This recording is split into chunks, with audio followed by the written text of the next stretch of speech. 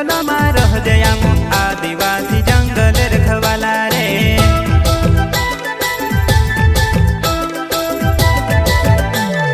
चल जंगल जमीन काज पूजे रे आदिवासी दुनिया ने रखवाला रे। बाप देव खतरी काज पूजे रे आदिवासी सबसे निराला रे।